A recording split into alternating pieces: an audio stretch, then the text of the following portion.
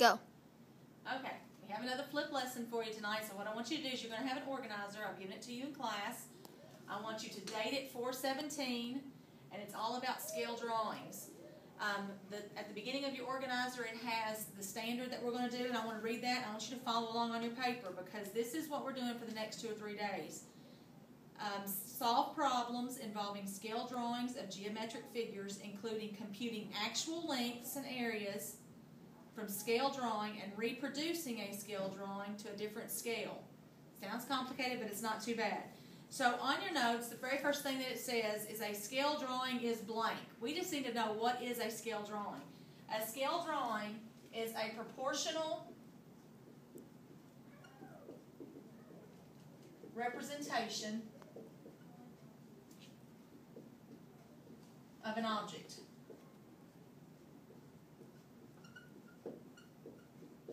That is a scale drawing.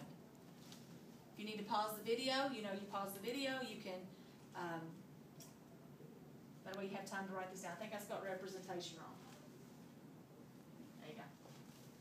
All right, the next thing on your organizer says a scale drawing is usually used when? When do we use scale drawings? And we use scale drawings when an object is either too large or too small to draw actual size. So you use a scale drawing when an object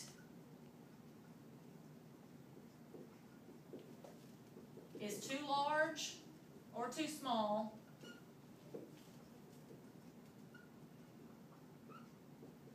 to draw actual size.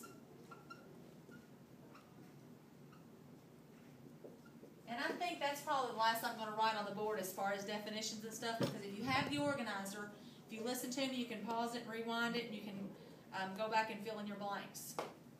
Okay? So we use a scale drawing, for example, the blueprint of a house. Okay? The house is too big to actually draw it on paper, so we're going to scale it down.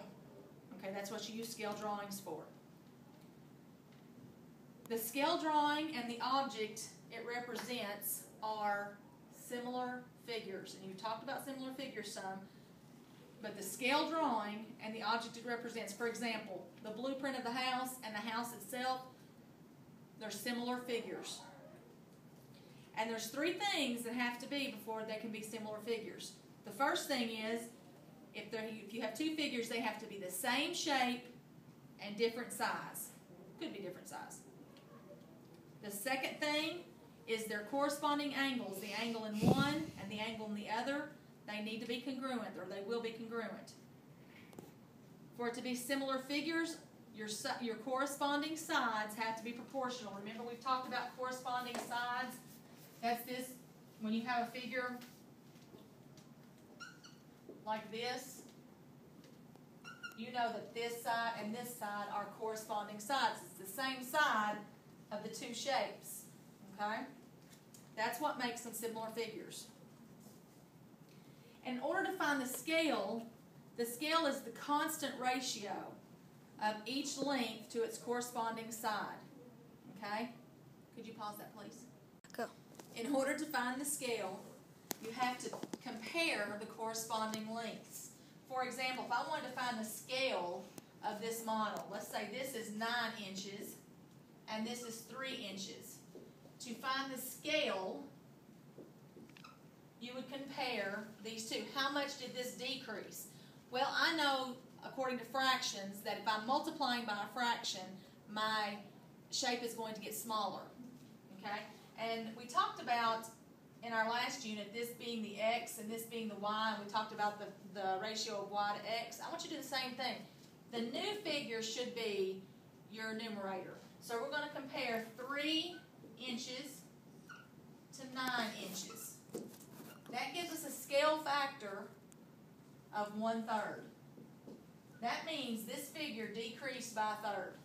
You can see that very easily with the 9 to 3, but sometimes it's not always going to be those nice, pretty numbers. Okay?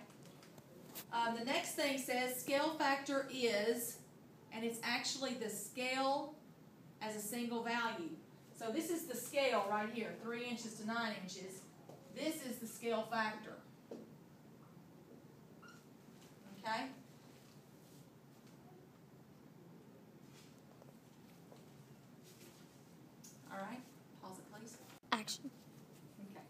The next thing on your organizer says you can use blank to find missing links in blank. You can use proportions. All of you know how to use proportions to find missing links in similar figures. For example, let's go back to a triangle. Let's say we have a 6 and we have an 8, and let's do a 9 and a 12. Let's say 9 and x.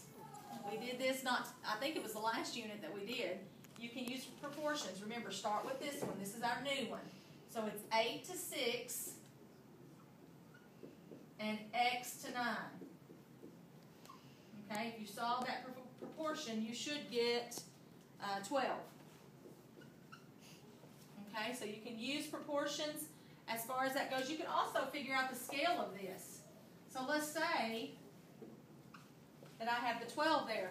I want to know what the scale factor is. Remember, the scale factor is where we take the corresponding sides and we create ratios. 8 to 6 and 12 to 9 both simplify to 4/3. So our scale factor in this problem means that this shape increased by 4/3, or 1 1/3. Okay? The next thing on your organizer,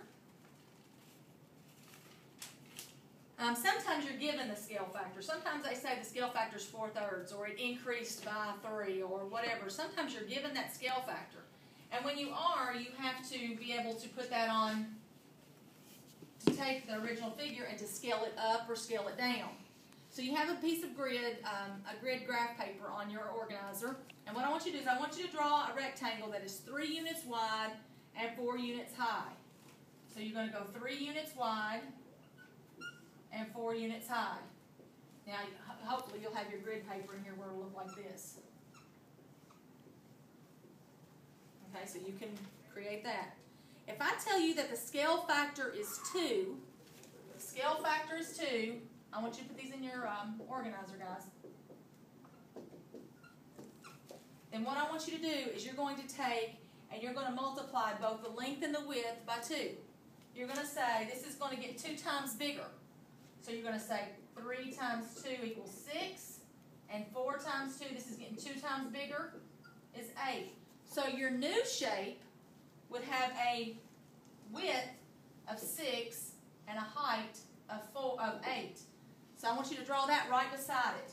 Okay? Can you get me from over here? Mm-hmm. Okay, so my new one's going to be, and my height's going to be 8.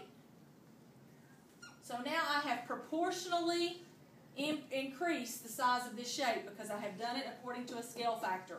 Everything is getting doubled. All right, now 2 is not always the way it's going to be, but we're going to practice some of that tomorrow when you come in. Pause it, please. Go. All right, the last thing on your organizer, you have a picture of a spider. You know my artwork is beautimous, so I expect all kinds of compliments tomorrow when you come into class of my beautiful spider. Now, if I'm a biologist and I'm studying a spider, of course the spider's not this big, but it's really hard to draw an actual drawing of a little bitty spider. So what they might say to you is, I drew this on a scale of 1/2 centimeter is really 2 millimeters. Okay? 1/2 centimeter is really 2 millimeters. If I tell you that my drawing is 2.5 centimeters, please fill this in on your notes. If it's 2.5 centimeters, I want to know how big is this spider anyway in real life. So what I'm going to do is I've got a ratio here. Anytime you're given a scale, you can set up in a ratio. Then I'm going to say, I know it's 2.5 centimeters, centimeters to millimeters, for how many millimeters? And then you just do the cross multiplying, and when you get done, you find out that x is 10. So the spider is not 2.5 centimeters, which is pretty good size. The spider's actually 10 millimeters. Okay? So that's the last thing that needs to be on your notes, and we'll do the practice on this tomorrow in class. If I think of anything else I need, we'll add these to our notes. All right, talk to you tomorrow. Bye.